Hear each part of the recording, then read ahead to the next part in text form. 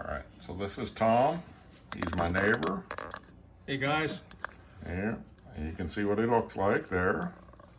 so we're cutting tenderloin here. This is the long muscle that runs the length of the spine, and you lift it right out when you're deer processing, and we're cutting these into about 3/4 inch or 1 inch chops, and then we'll put each of them to half a dozen piece group and seal them. And then these are small loins that come from the inside of the rib cage. A lot of time people don't realize they're still there and they leave them behind.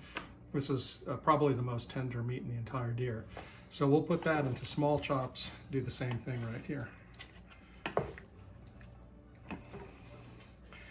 And these cuts are my wife's favorites because they taste good, they're easy to cook.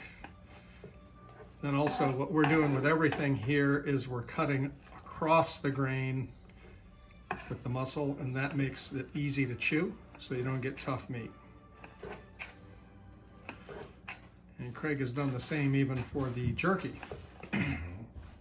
Some people like to cut the jerky with the grain. That makes it very chewy, but we would rather have it a little bit easier to chew. So there we have it right there for the tenderloin. This is the full tenderloin, and then this is the inner loin that comes from inside the rib cage, and you want to be sure you don't leave that behind. Right. So that's number one. Yeah. Come back.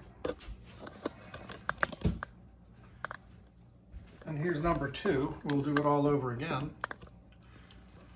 And I don't know if Craig told you, but this is all courtesy of the Fairfax Deer Archery Management Program. And one of the people who hunts in that program graciously donated the deer to us. And we're showing how this can all get converted into wonderful meals. But that's a very successful and important program. About 600 to 700 hunters who volunteer and work through the Fairfax County Police Department and with the wildlife biologist, and hunt on about 20,000 acres of resource protection areas and unstaffed parklands in the county to help stabilize and maintain deer populations at safe levels. And so they use modern archery equipment and field practices, and go through a very carefully designed and managed program. It's been in place not quite 15 years, and it's been a tremendous success. And so provides a lot of venison, and a lot of the venison is donated to Hunters for the Hungry, which is a charity that distributes the venison in quarter-pound meals to the needy. And believe it or not, Fairfax County is one of the leading recipient counties for that. There's a big nutritional deficit even here in this county, but it's a statewide and nationwide program. And I think something like 1 million pounds of venison were donated last year in Virginia to Hunters for the Hungry. Hunters will donate up to a third of the deer they get on average goes into this program. So it's a very important, successful in bringing deer populations down to these safe and sustainable levels in a very efficient way, with very high levels of recovery for the deer that are taken. So here's where this goes. We get deer, and now we can turn this into actual meals. So this is a piece of muscle that runs along the neck. And so when I process a deer, when I debone it, I take everything off the bones, lock, stock, and barrel, take it right down to the rib cage, everything. And this portion of the neck has a sheath of muscle on either side. So we'll, I think, grind that along with the rest of the scraps.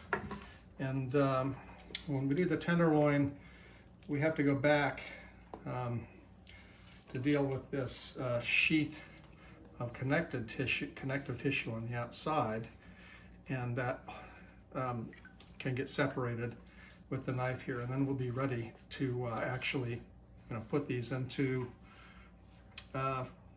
each of the sealed packages, and they'll pop right in the freezer and be good to go.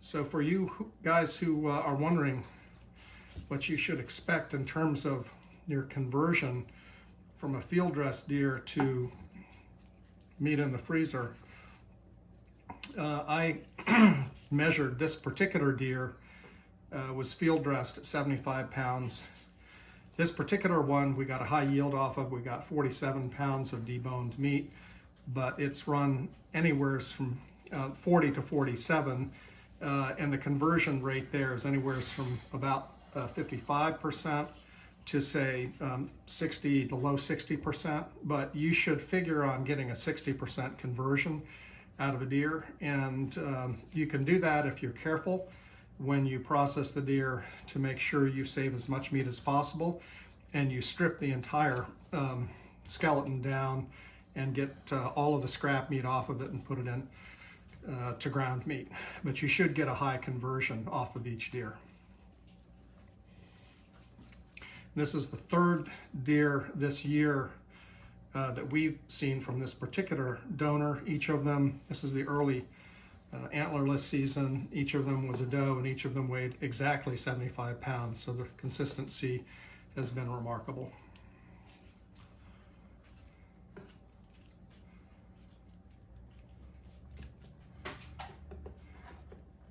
All right, I think we're all set now for sealing the tenderloins. All right, let's get to that part. All right, so Tom's gonna start packing these in the vacuum packs, and then we're gonna seal them on a vacuum sealer.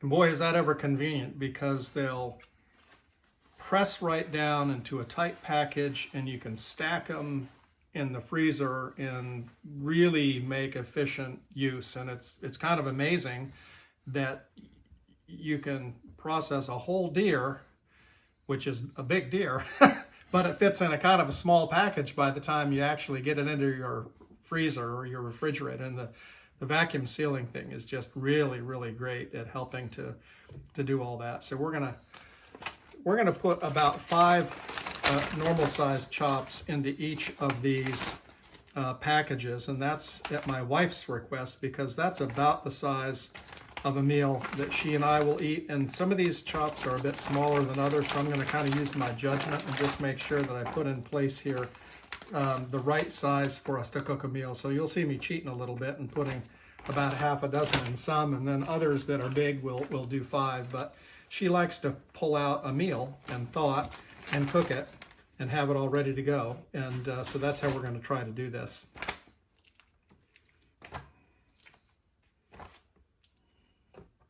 We'll cheat a little one in there.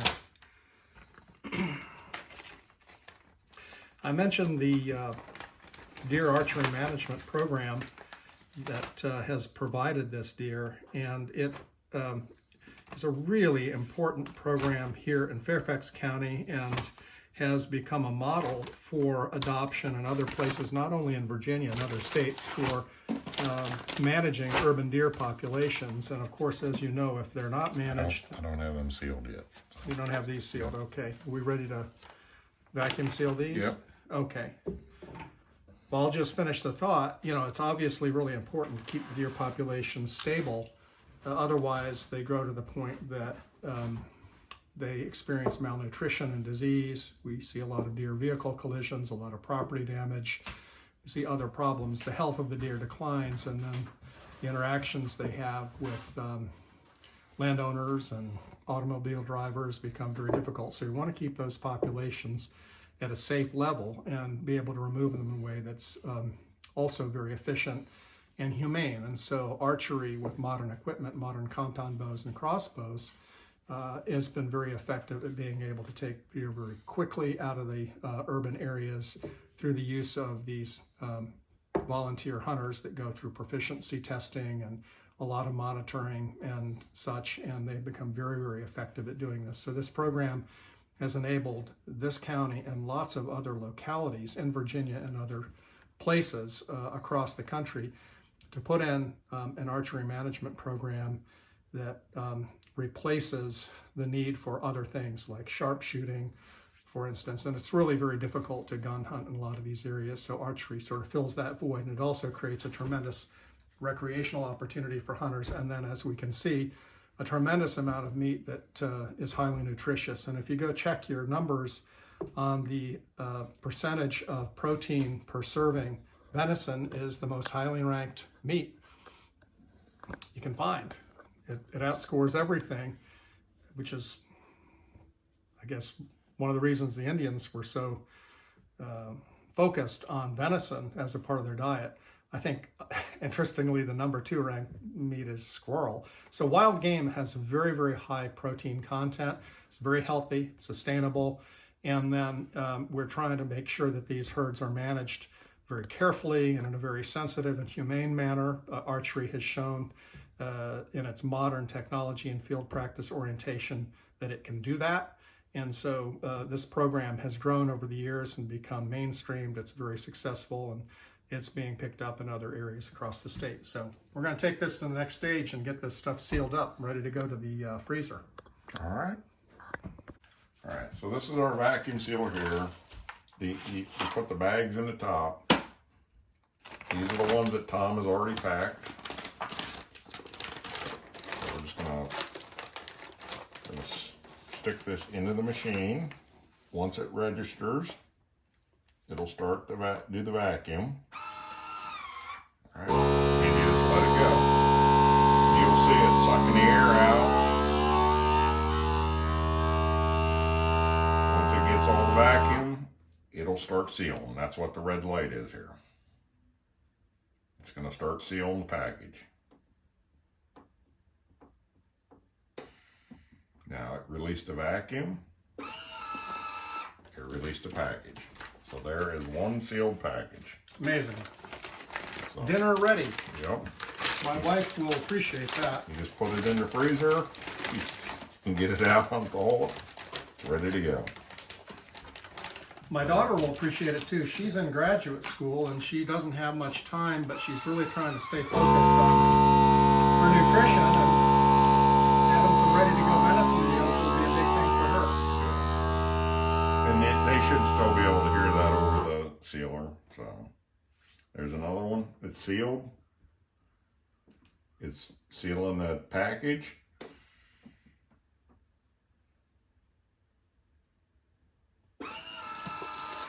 Craig, do you think Number 2. meat that's sealed keeps better than meat that's wrapped? Yes. The vacuum seal will stay for several years. The wrap meat, I don't have any problem with wrap meat. That's what we did on the farm for years and years before they came out with this. But this will last for years in the freezer.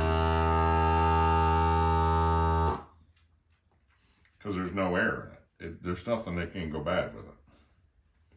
Where if you wrap it in paper or the freezer paper, there's still always that option that air is going to get into it. So over time, it can go bad. And you mark these with a Sharpie to... Yep. I have a marker right here.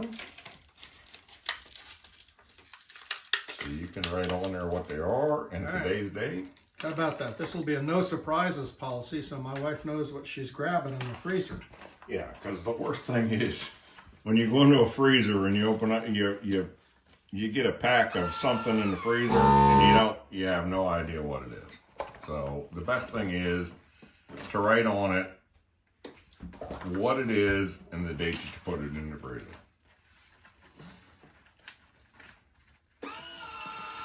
And these are freezer markers, so they don't rub off, so they stay on. And what I'm doing, I'm sealing 2 more bags. That one's ready if you want to put some more in that one. Craig, I don't know how you cook chops, but my wife likes to just put them right in a skillet, and they cook pretty quick that way. She seasons them up, puts them in, and lets them go. I try all different types and different versions because I like to experiment with different types of food, but so there's that one. I'm gonna seal this one.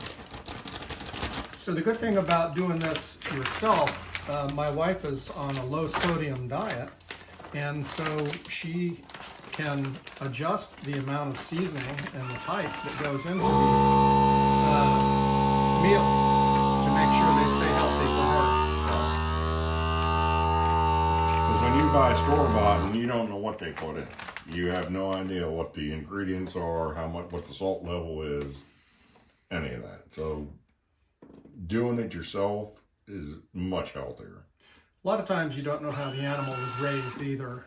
And one of the things my wife really prefers is to be able to consume meat from animals that have had a chance to lead a long life under good conditions. And so wild, sustainable harvests of deer is one alternative, and it lets us be sure that we're having some control over the circumstances in which those deer lived and were actually harvested.